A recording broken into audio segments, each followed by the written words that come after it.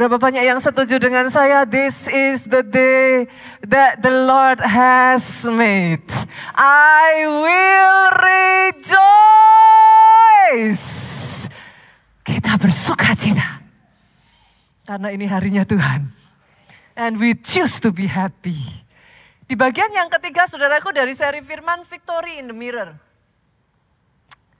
Saya akan membagikan kepada saudara satu pesan firman Tuhan yang berbicara, yang berjudul Saying No is Real Power. Berani berkata tidak.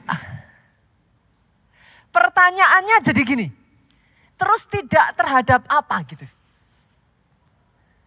Tidak atas apa, Pastor? Basically, hari ini saya akan berbicara tentang yang namanya temptation. Godaan, saudaraku. Peperangan, salah satu peperangan terbesar yang dihadapi manusia every single day. Perang melawan godaan. Kita buka dulu yuk Kejadian pasalnya yang keempat, kita lihat. Kejadian 4 ayatnya yang ke-6. Sampai ayatnya yang ke-7, saudaraku. Saya bacakan buat saudara ya. Firman Tuhan kepada Kain, mengapa hatimu panas dan mukamu muram? Apakah mukamu tidak akan berseri jika engkau berbuat baik? Tetapi jika engkau tidak berbuat baik, dosa sudah mengintip di depan pintu. Ia sangat menggoda engkau. Tetapi engkau harus berkuasa atasnya. Firman ini, saudaraku, perkataan ini adalah perkataan yang diberikan Tuhan kepada Kain pada saat Tuhan itu kayak melihat di dalam hatinya Kain. Kain itu dikuasai kemarahan, Pak. Kain dikuasai dengan iri hati. Sesederhana sebenarnya gara-gara persembahan adiknya Habel diterima sama Tuhan gitu. Sementara persembahannya sendiri Alkitab mencatat tidak diindahkan. Kain marah gitu.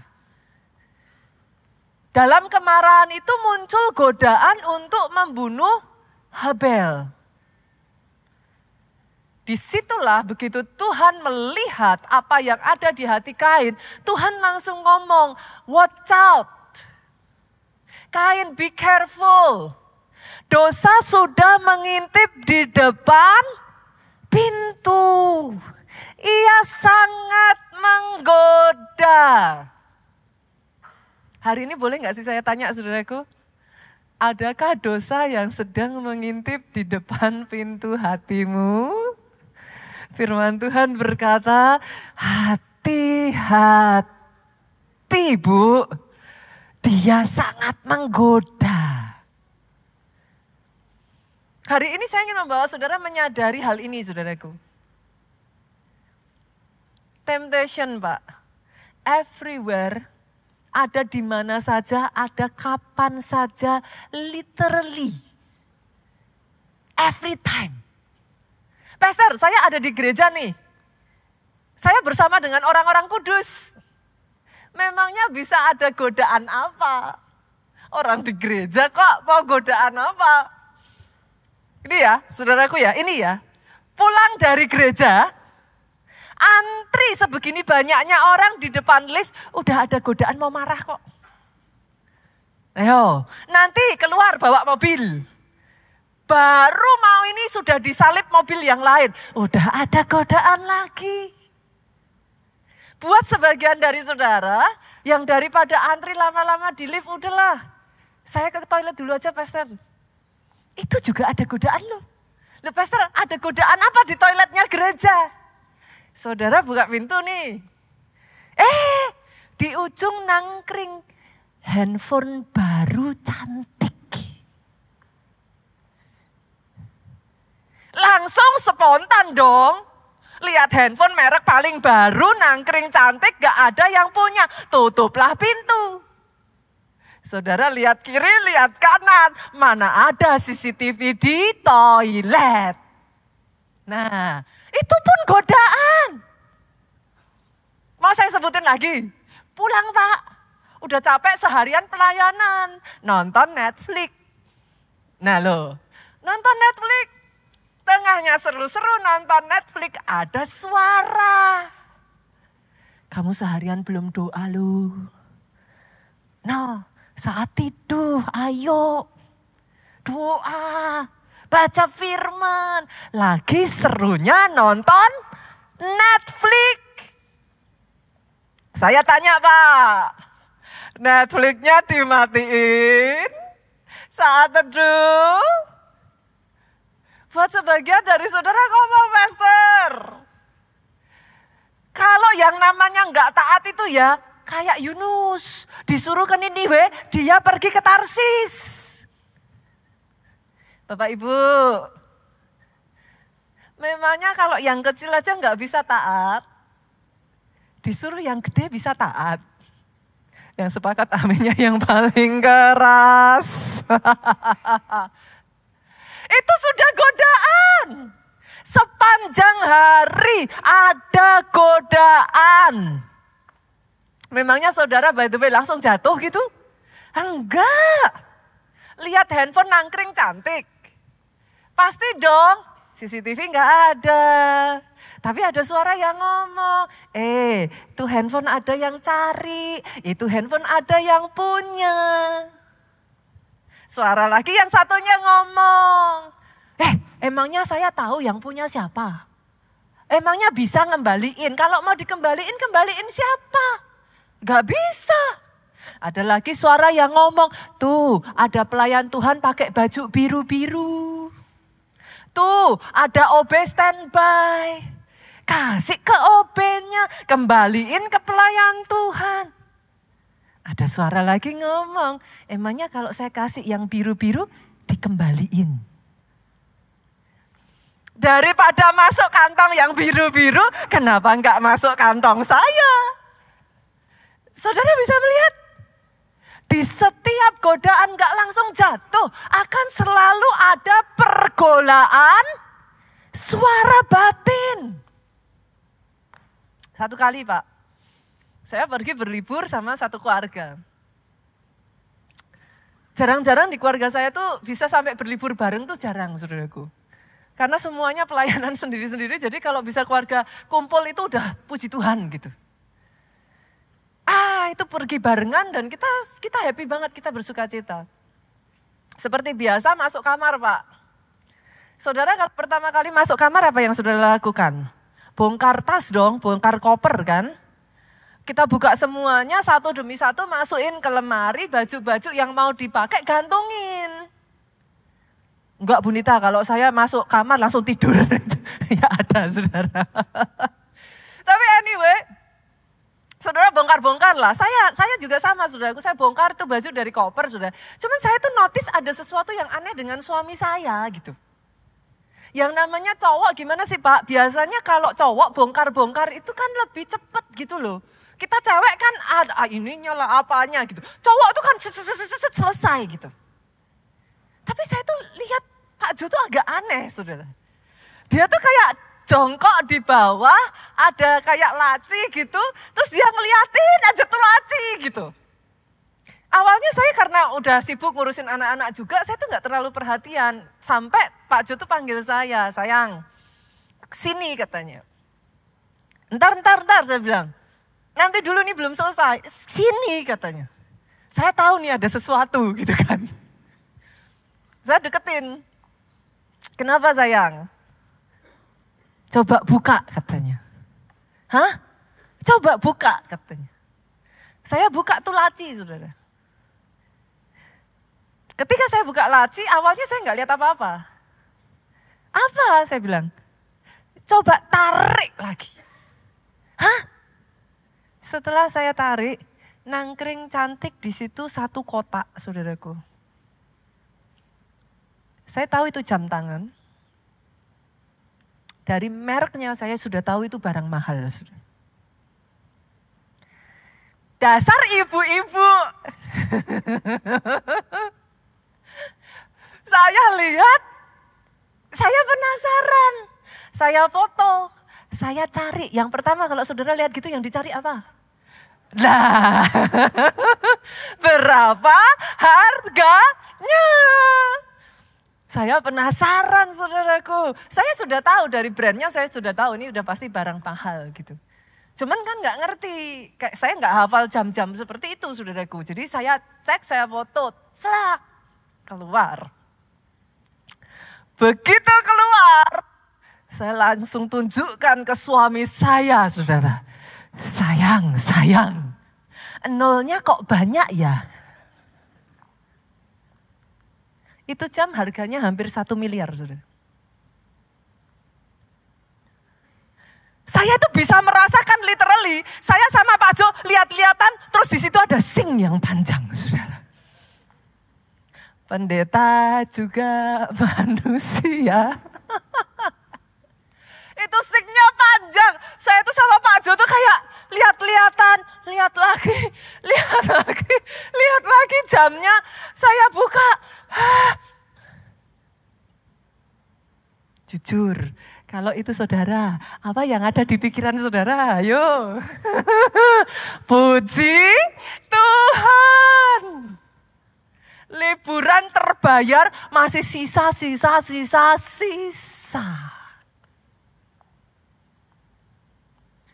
Tapi yang saya salut dengan suami saya ya saudara.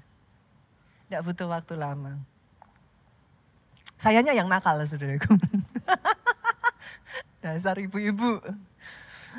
Suami saya langsung ngomong, ini bukan punya kita. Tapi kami tahu saudara, kalau toh diberikan, kami serahkan, ya to be honest saudara, harga segitu.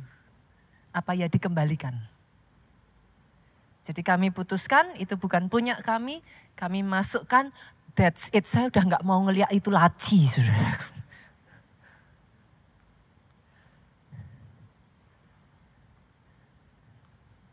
Pertanyaan saya,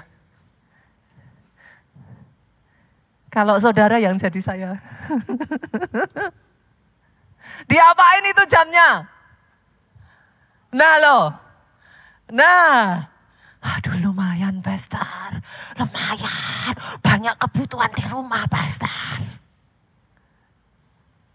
Saudara bisa mengerti yang saya maksudkan? Everywhere ada godaan. Pastor, memangnya setelah pastor nggak ambil, pastor taruh di dalam laci, nggak pastor sentuh, habis itu tiba-tiba ada berkat Tuhan datang turun dari atas gitu? Might be yes, might be not. Halo? Tapi kalau toh berkat itu tidak turun, Dia yang ada di atas, Dia mencatat semuanya. Apakah engkau bisa dipercaya? Apakah engkau bisa dibawa lebih tinggi?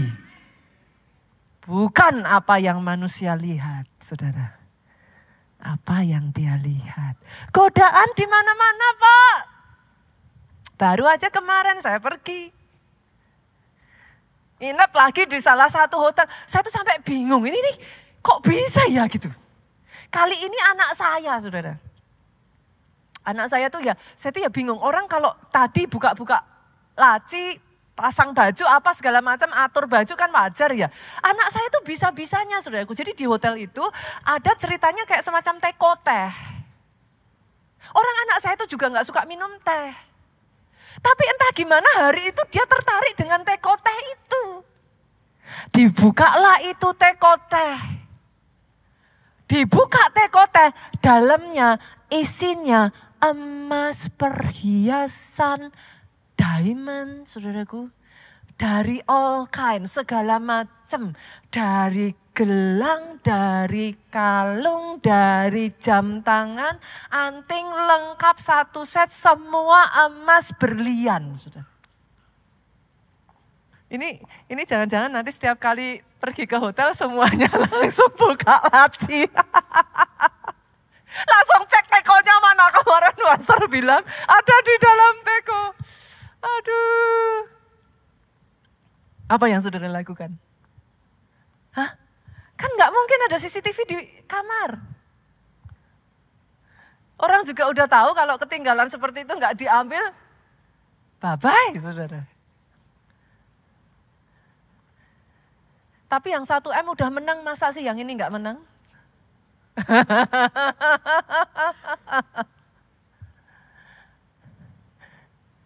Orang-orang yang bisa mengalahkan godaan. Orang-orang yang bisa stronger. Karena Kejadian 4 ayatnya yang ke-7 mengatakan, engkau harus berkuasa atasnya. Doa saya hari ini, setiap kali engkau melihat di kaca, victory in the mirror tidak akan terjadi kalau engkau tidak bisa mengalahkan dirimu sendiri.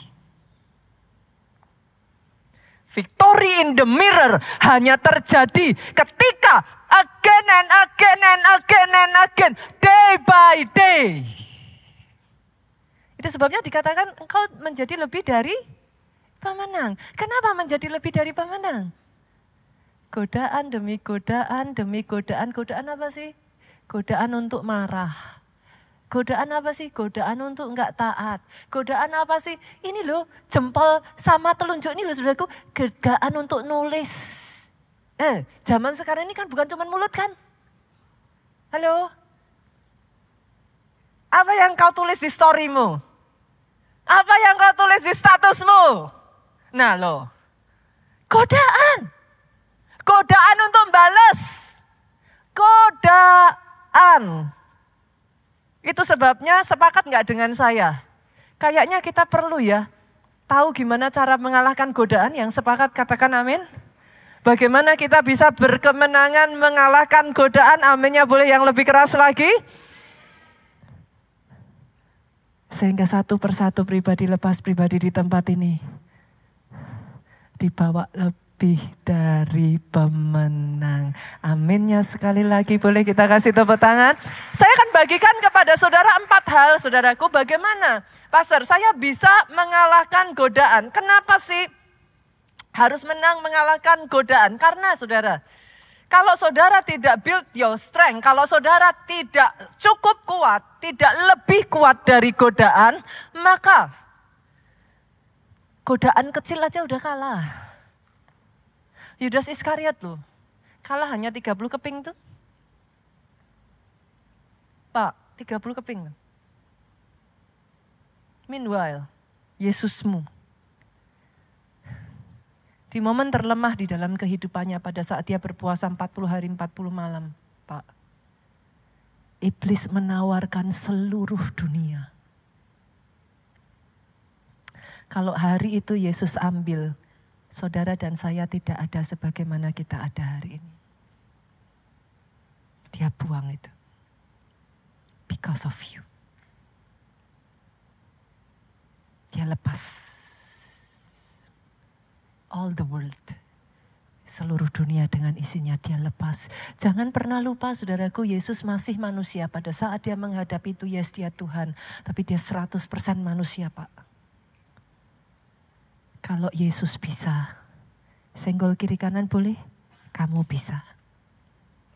Yes, kamu saudara bisa. 4 hal saudaraku saya bagikan buat saudara. Yang pertama, bagaimana kita mengalahkan godaan. Kita buka Daniel pasalnya yang pertama dulu yuk, ayatnya yang ke-8. Ayat ini berkata seperti ini, Daniel berketetapan untuk tidak menajiskan dirinya dengan santapan raja dan dengan anggur yang biasa diminum raja. Dimintanyalah kepada pemimpin pegawai istana itu supaya ia tidak usah menajiskan dirinya. Kisah ini terjadi saudaraku, pada saat itu bangsa Israel sedang mengalami pembuangan ke Babel. Daniel beserta dengan seluruh bangsa Israel itu dibuang saudara ke Babel. Kebayang gak saudara, dari pembuangan seperti itu berapa banyak yang dibunuh. Daniel sampai bisa dibawa ke istana raja itu dianggap beruntung loh. Apa enggak yang lain udah disiksa, udah ditawan saudara. Ini posisi pembuangan loh, saudara jangan memikirkan kayak situasi normal kayak gitu. Yang lain-lain itu sudah pasti kondisinya tidak. Daniel bukan cuman dia diselamatkan, saudaraku, dia ini salah satu dari sangat sedikit yang mana dia ditaruh di istana raja, saudara. Kebayang enggak, saudara, betapa beruntungnya dia makan dari santapan dan minuman raja. Kurang beruntung apa? Tapi kenapa ayat ini mengatakan bahwa Daniel berketetapan untuk tidak menajiskan dirinya dengan santapan raja? Sebagian orang berkata, pastor, apa jangan-jangan karena minum anggur? Enggak boleh minum anggur. Bukan, saudara. It's not talking about it.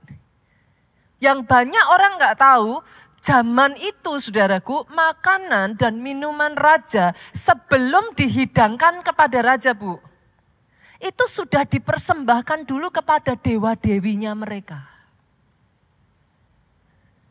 And because of it, Daniel itu memegang ketetapan firman sedemikian rupanya as is. Dicatat di sini, dia berketetapan tidak menajiskan dirinya. Yang pertama, boleh nggak sih saudaraku? Saudara mau menang dalam godaan? Pastikan engkau menetapkan dalam hatimu. Berketetapan, hidup ini dipakai untuk Tuhan, that's it.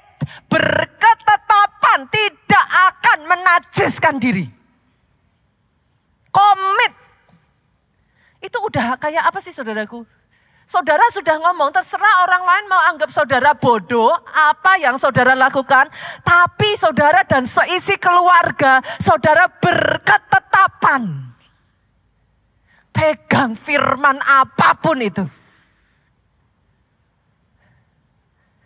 Dibutuhkan orang-orang yang harus sampai di satu titik engkau berketetapan, engkau komit jaga kekudusan. Sama dalam kehidupan Daniel, saudaraku. Dalam kehidupan Daniel ini, saudara, ya ampun, mungkin saudara berkata sama saya, pastor, zaman sekarang mah kayaknya enggak separah Daniel lah. Saya enggak diperhadapkan sama keadaan-keadaan yang, tapi saudaraku, godaan can come in very little thing.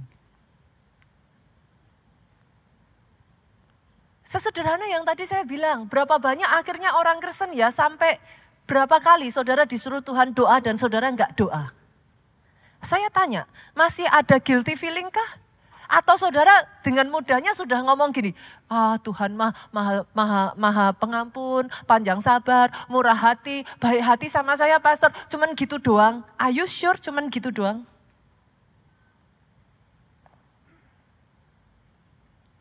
Berketetapan. Kadang sadarkah saudara, sementara engkau dibawa bertumbuh sama Tuhan ya, itu bukan urusan dosa enggak dosa lagi loh. Itu levelnya udah bukan masalah dosa enggak dosa lagi. Musa tidak bisa masuk tanah perjanjian bukan karena berbuat dosa. Hanya sesederhana, dia enggak taat. Disuruh Tuhannya gimana, dikerjakannya gimana. Tapi one point dalam kehidupannya Tuhan berkata, engkau dan Harun tidak masuk tanah perjanjian. Saya berdoa dari tempat ini ya saudaraku. Ada orang-orang di tempat ini Tuhan bawa tuh. Ketika kau belajar mengalahkan satu godaan demi berikutnya, engkau dipandang layak, dipakai untuk pekerjaan-pekerjaan yang besar dan mulia. Orang boleh tidak lihat, orang boleh tidak tahu. Tapi hari itu Daniel memenangkan hatinya Tuhan. Berketetapan. Itu sebabnya poin yang kedua saya masuk tuh. Seandainya saudaraku, pada saat Hawa berdiri di depan buah pengetahuan baik dan jahat. Seandainya dia berhasil mengucapkan 2 huruf ini, saudara. 2 huruf, gak butuh banyak. Mungkin kita saat ini masih di Taman Eden, Pak. 2 huruf, cuman 2 huruf. Apa? N dan O. No. Saudara kebayang gak? Apa yang dilakukan Hawa turun sampai saudara hari ini loh. And because of it saudara harus bekerja bersusah payah untuk menghasilkan bercucuran yang seharusnya itu disediakan oleh Tuhan. Kebayang gak? 2 huruf yang kau sampaikan, yang kau keluarkan dari mulutmu ini akan bertambah ke anak, cucu, cicit di bawahmu. Manusia boleh katakan itu bodoh. Tapi ketika kau mengeluarkan 2 huruf itu, perhitungan Tuhan berubah. Bukan hanya engkau yang merasakan, sampai ke cucu dan keturunanmu. The blessing of God itu mengalir. That's what I believe. Saya tidak ada hari ini, saya ada just because karena kerja keras saya, saudara. Saya tahu sesadar-sadarnya, saya sadar, super sadar. Karena ada orang tua saya, orang tua Pastor Joe, Pastor Obaja. Karena ada blessing from generation. Kita menikmati apa yang kita nikmati hari ini. Keputusanmu untuk berkata no. Kalau enggak hati-hati ya saudara, bahkan 1 Korintus yuk kita buka. Firman Tuhan itu mengingatkan kok. 1 Korintus 10 ayatnya yang ke-12, sebab itu siapa yang menyangka bahwa ia teguh berdiri, hati-hatilah supaya ia jangan jatuh. Wow, ini ayat ngeri loh saudara. That means everything is okay. 1 pukulan, saudara habis hancur. Barang siapa menyangka bahwa ia teguh berdiri, berhati-hatilah supaya ia jangan jatuh. Karena yang namanya dosa, iblis tuh gak akan munculin di depan saudara, and then tiba-tiba langsung kayak, saudara pernah dengar lihat itu cara koki memasak katak, saudara? Kalau langsung air panas, kataknya dimasukin, ya gak ada yang mau toh. Itu katak sudah akan langsung lompat keluar, saudaraku, dari panci. Itu? Tapi kalau airnya awalnya suam-suam, airnya cuman hangat-hangat, itu katak masuk saudara, I feel good, dia renang, dia happy.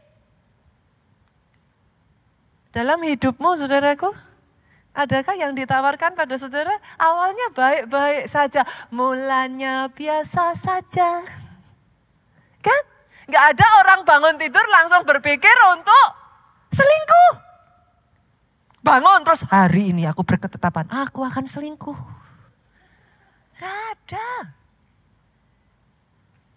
Kadang tuh masih ada orang yang tanya sama saya, pengen saya cekik saudaraku. Pastor saya ngapain? Saya baik sama semua orang kok. Saya cuma ngechat aja. Hai, apa kabar? Apa salahnya? Salah karena itu istrinya orang. Yang sepakat katakan amin. Pastor saya nggak ngapa-ngapain. Aduh pastor, saya janji. Saya nggak ngapa-ngapain. Saya cuma curhat. Lah mau gimana? Habisnya di rumah gak ada yang dengerin saya. Saya cuma curhat. Beneran nih, pastor nih, beneran. Itu tuh kalau cekik aja gak cukup saudaraku. Itu sebabnya ya di dalam gereja ya saudaraku, saya tidak mentolerir cowok, cewek, saudaraku kayak hahaha hihi, kami berteman. Peluk kanan, peluk kiri, cool bro, cool. Gak ada ceritanya saudaraku.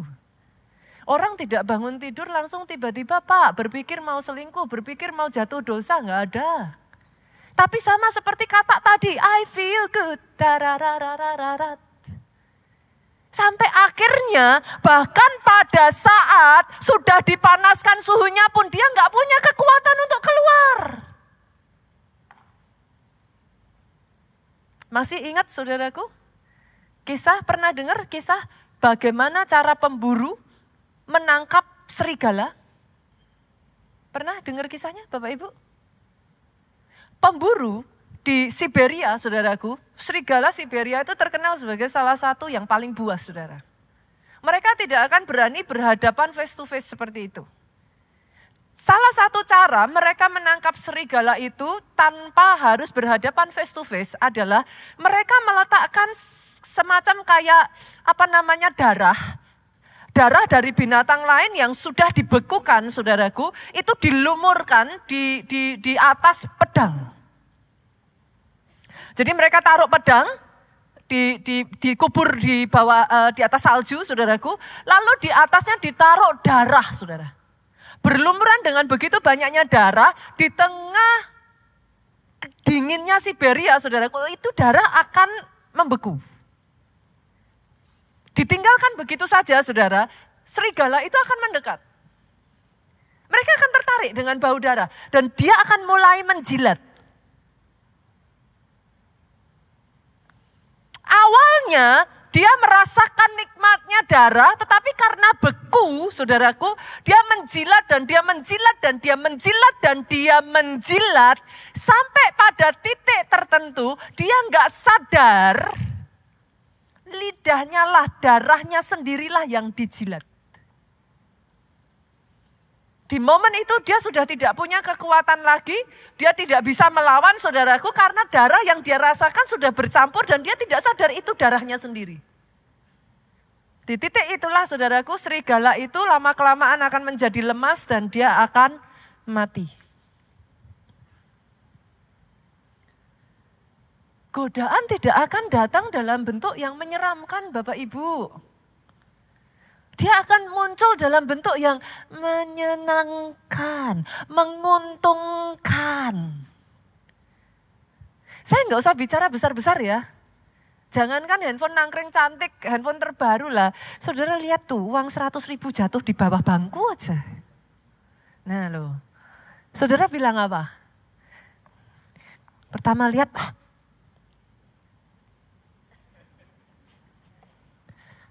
ditarik masuk kan? Pelan-pelan lihat kiri, lihat kanan. Puji Tuhan buat persembahan hari ini. It's very little thing. Kalau engkau tidak belajar menang dari yang kecil, how can you win the big one? Learn to say no. Yang ketiga, saudaraku, bagaimana kita bisa mengalahkan godaan? Yang ketiga, arahkan pandanganmu pada upah. Kita buka yuk Ibrani 11 ayat 24 sampai 26. Kenapa Tuhan memilih Musa? Dari semua orang, kenapa Tuhan memilih Musa? Karena iman. Ibrani berkata, maka Musa setelah dia dewasa menolak disebut anak putri Firaun. Karena iman. Ia lebih suka menderita sengsara dengan umat Allah daripada untuk sementara menikmati kesenangan dari dosa. Saya berdoa ya saudaraku ada orang-orang yang seperti ini di tempat ini. Karena iman engkau lebih suka menderita sengsara daripada sementara menikmati kesenangan dari dosa. Ini enggak gampang saudara.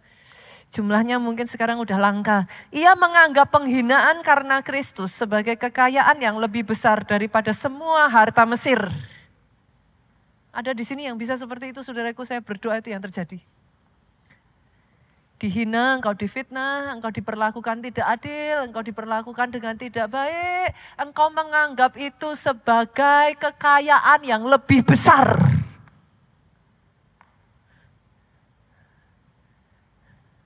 Kalau nggak hati-hati hari-hari ini orang-orang Kristennya banyak yang lembek loh saudara. Baru difitnah sedikit aja. Baru disalah mengerti sedikit aja. Sudah menyerah loh. Sebab pandangannya ia arahkan kepada upah. Pastor, what do you mean? Satu kali saudaraku ada sebuah cerita dari seorang anak muda. Di Timur Tengah saudaraku. Dia mencari nasihat, dia datang kepada seorang raja yang dikatakan raja bijaksana saudara. Dia bertanya kepada sang raja. Raja, tolong aku bagaimana cara aku bisa mengatasi pencobaan. Bagaimana aku bisa menang terhadap pencobaan, menang terhadap godaan. Raja melihat anak muda itu, dia tersenyum, dia mengangguk-angguk.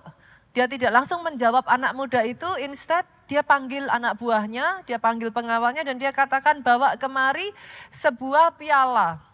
Dan bawa kemari minyak. Ini maafkan saya ya saudara, gambarnya salah saudara.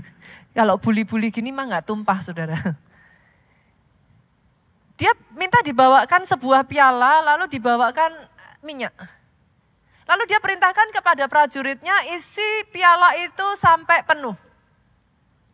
Diisilah piala itu sampai penuh saudaraku. Lalu raja berkata kepada anak muda yang datang meminta nasihat itu.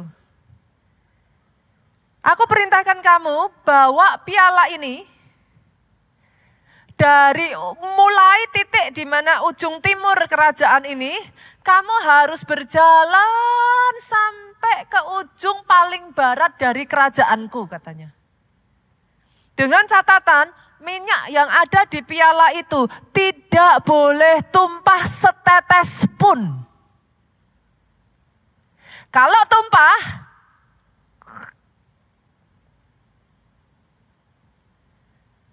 mati. Kepalamu akan dipenggal. Wah, anak muda ini saudara datang minta nasihat digituin, kalau saudara jadi ini anak muda apa yang ada di benak saudara? Salah alamat ini. Saya datang minta nasihat, sekarang saya malah ada di ujung tanduk. Tapi nasi sudah jadi bubur. Dia nggak bisa apa-apa saudaraku, dia hanya bisa menjalankan perintah raja. Akhirnya dengan ketakutan saudara dia bawa piala berisi minyak yang penuh itu. Dia ketakutan setengah mati, dia berhati-hati. Dan raja katakan, aku akan mengirim 2 pengawal ini bersama dengan kamu untuk memastikan. Setetes minyak saja tumpah, habis. Lalu saudaraku, anak muda ini berjalan keluar dari istana raja, saudara. Masih oke ketika dia ada di istana raja. Tetapi begitu dia keluar, biasanya di depan istana raja zaman dulu kan saudara tahu ya, ada kayak semacam alun-alun itu loh saudara. Apa sih? Tempat kayak besar. Kok ya pas hari itu adalah perayaan hari besar saudara. Di alun-alun itu begitu banyak orang berkumpul saudaraku. Orang rame, saudara tahu zaman itu yang namanya sirkus, yang namanya apa, pertunjukan-pertunjukan saudaraku. Orang lalu lalang begitu rupa saudara. Anak muda ini benar-benar dia berusaha, dia bawa. Dia tidak sempat melihat yang lain saudara, dia tidak pedulikan yang lain. Matanya tertuju kepada piala itu. Sampai akhirnya dia berhasil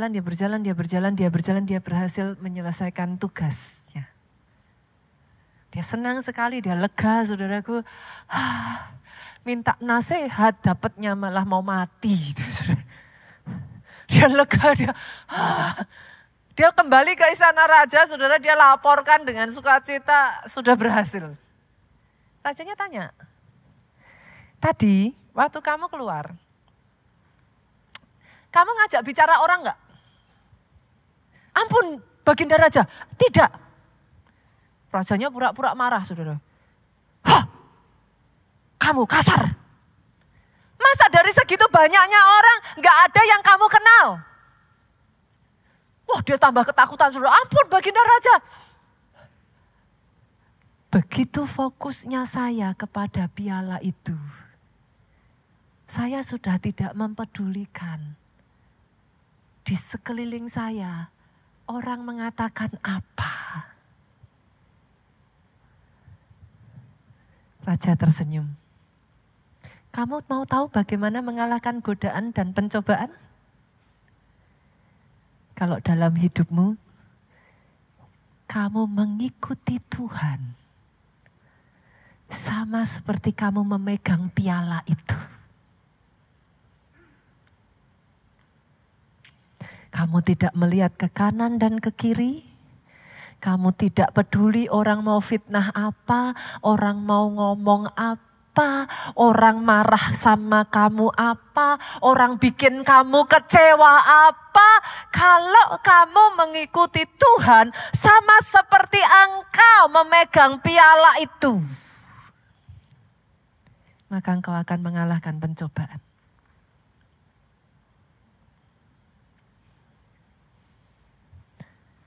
Banyak dari kita, saudaraku, dalam perjalanan ini sukanya lihat kiri, lihat kanan ya.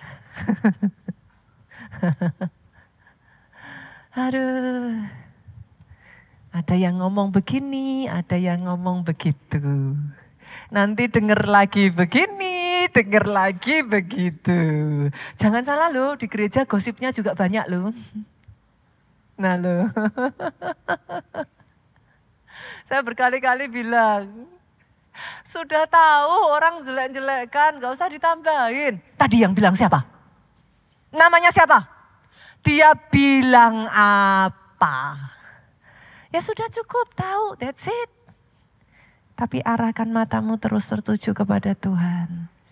Seolah-olah every single day, nyawamu tergantung di situ.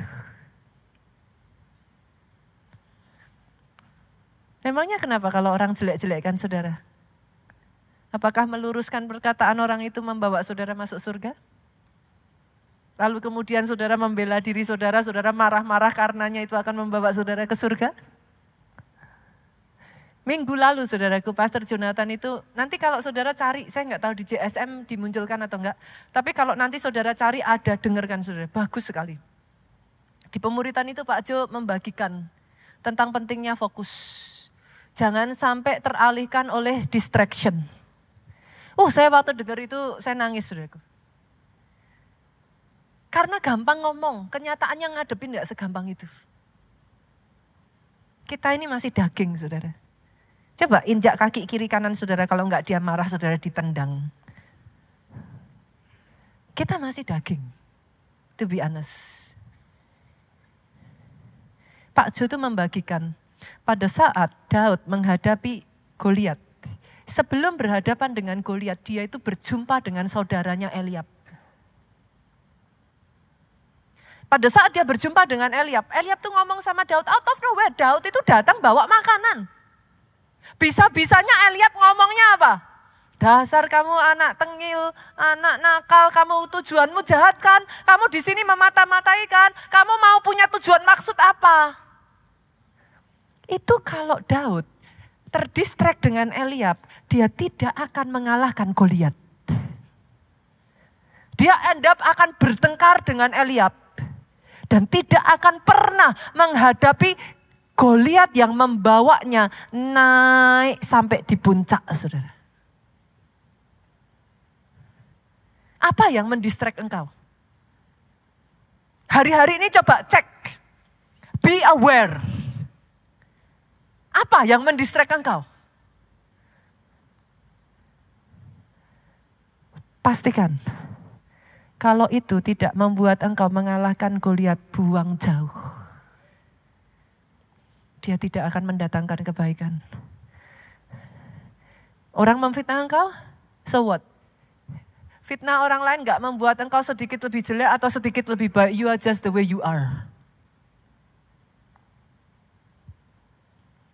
Bersyukur Tuhanmu tahu siapa engkau.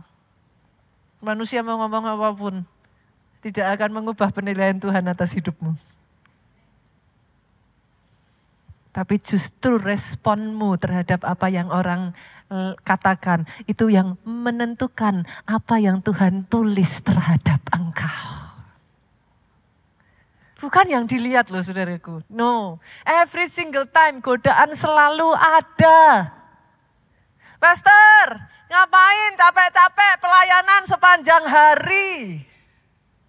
Oh, saya berdoa semua para pelayan Tuhan yang di tempat ini tertujunya ke Tuhan ya. Bukan manusianya ya. Bukan urusan yang lain ya. Saya ada hari ini sebagaimana saya ada, saya punya hutang besar sama Tuhan saya, saudaraku. Saya well aware of it. Saya sadar sesadar-sadarnya. Bukan Tuhan yang butuh saya. Saya yang butuh Tuhan. Orang boleh nggak menghargai, orang boleh menyalahartikan. Saya tahu, saya well aware. Saya yang butuh Tuhan.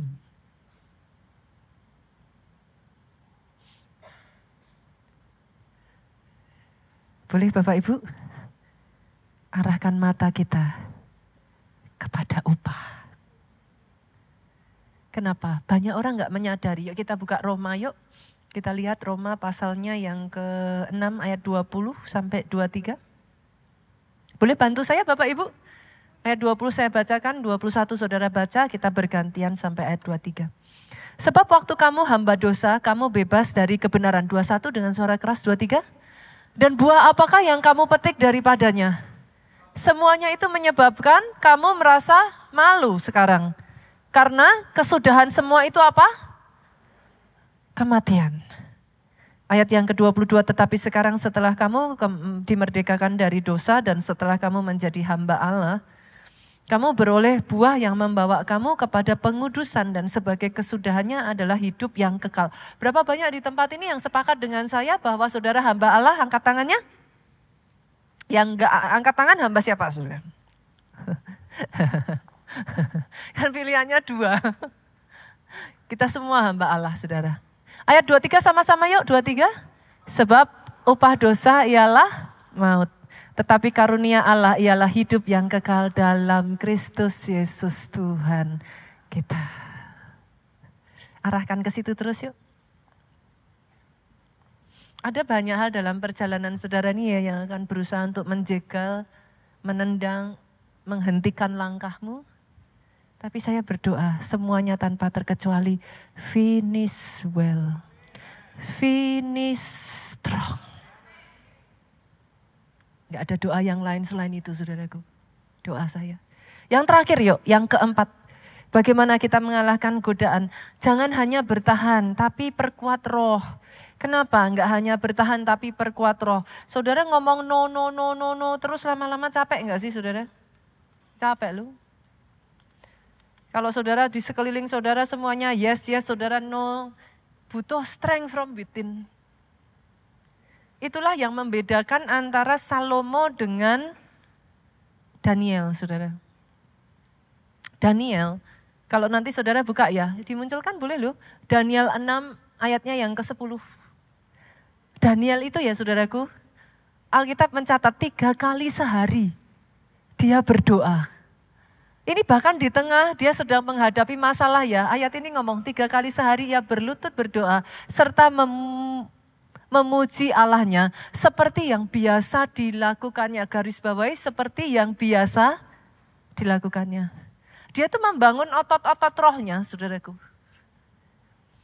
Itulah sebenarnya gunanya saudara doa saat teduh tiap hari. Karena kalau ototnya enggak terbangun, itu seperti kayak setelah kita bertambah usia, saudaraku. Biasanya dokter tuh akan selalu ngomong kayak gini, olahraga. Kenapa? Manfaatnya enggak terlihat langsung. Tapi nanti ketika saudara sudah bertambah umur, gampang kepleset itu loh Bapak Ibu apa sih? Nah yang paling bahaya kalau kepleset, wah itu banyak yang saya jumpai ya, kondisinya menurun itu gara-gara kepleset ini Bapak Ibu. Tergelincir apa bahasa Indonesianya gitu. Kepleset itu apa pastor gitu, tahulah. Kepleset, tahu ya Bapak Ibu ya, tahu ya. Nah sama saudaraku, ketika otot dibangun, bukan keplesetnya mungkin nggak bisa dicegah Pak. Tapi pada saat kepleset, kalau orang yang kuat olahraga, dia kuda-kudanya jalan tuh. Ototnya terbentuk Bapak Ibu. Sama, 7 kali orang benar jatuh artinya 7 kali orang benar pun bisa jatuh gitu. Tapi kalau otot-otot rohaninya ini terbentuk, engkau jatuh tapi bangkit lagi. Daniel mendisiplin dirinya. Nanti kalau saudara baca ya, pasal 1, pasal 9, pasal 10. Daniel gak pernah lepas dari berpuasa. Puasa jangan tunggu nanti Bapak Ibu. Puasa itu sedini mungkin. Dalam hal ini jujur saya angkat topi saudara dengan saudara sepupu kita. Puasa sedini mungkin. Kenapa? Pada saat saudara usianya sudah kepala 6, kepala 7, lebih susah untuk memulai puasa. Nanti yang ada saudara ngomongnya, biar yang muda-muda saja pastor. Puasa dari sekarang Pak. Itu sebabnya di gereja kita mendidik anak-anak kita sejak dari muda. Anak saya paling suka tuh kalau udah puasa saudara. Dididik sejak dari kecil. Sebisanya dari cuman skip satu meal, skip 2 meal. Gak apa-apa, it's okay. Sejak dari kecil, dari situ dia mengembangkan kemampuannya untuk berpuasa. Apa bedanya Salomo? Coba kita buka ya, Pengkhotbah pasalnya yang kedua ayat 10. Dari ayat ini saudara bisa lihat nih, aku tidak merintangi mataku dari apapun yang dikehendakinya.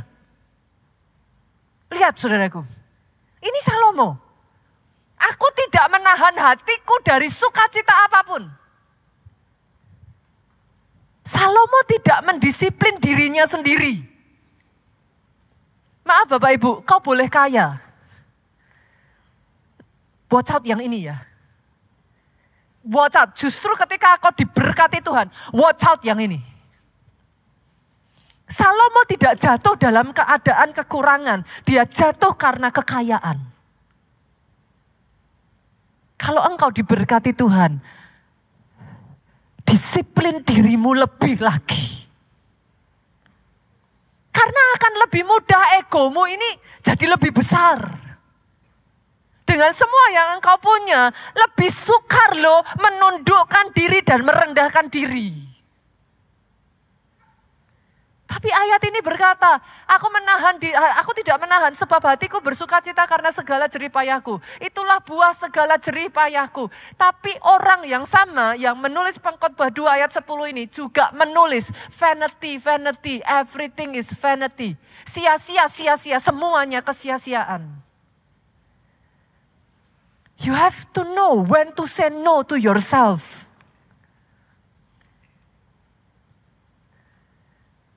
Doa saya ya saudaraku, saya tutup firman Tuhan ini. Pemain musik boleh maju ke depan, worship leader, singer.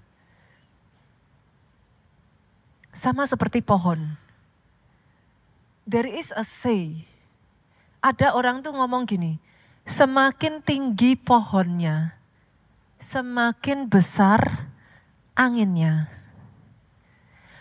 Hanya pohon yang akarnya itu masuk sampai ke dalam. Pohon itulah yang akan bertahan ketika diterpa angin badai. Akarmu di mana Bapak Ibu? Jangan hanya datang ke gereja. Hari-hari ini ya bahkan banyak ini teman-teman yang di online ya. Yuk if you are around, ikut yuk ibadah. Really saudara. Jangankan 30 keping emas, perak saudara. Zaman sekarang orang hanya untuk ke gereja aja banyak alasannya kok. Capek lah, apalagi ini musim hujan. Hujan pastor, hujan. Semakin hujannya deras, hujan pastor. Ya bisa saya, anginnya keras pastor. Saya udah berusaha cari taksi. Cari taksinya aja beda saudara, cari taksinya gini. Dalam nama Yesus nanti kalau dapat berarti Tuhan pengen saya ke gereja. Kalau enggak dapat berarti belum dari Tuhan. Belum jodohnya saya ke gereja. Enggak ada cerita begitu saudara. Yang ada belum dapat, cari lagi. Sampai dapat. Amin ya, boleh yang paling keras. Kita tuh sangat mudah loh saudara kalau nggak hati-hati ya. Godaan itu banyak. Pusatkan mata kita yuk. Tertuju kepada upah, tertuju terus kepada Yesus. Finish well, finish strong saudaraku.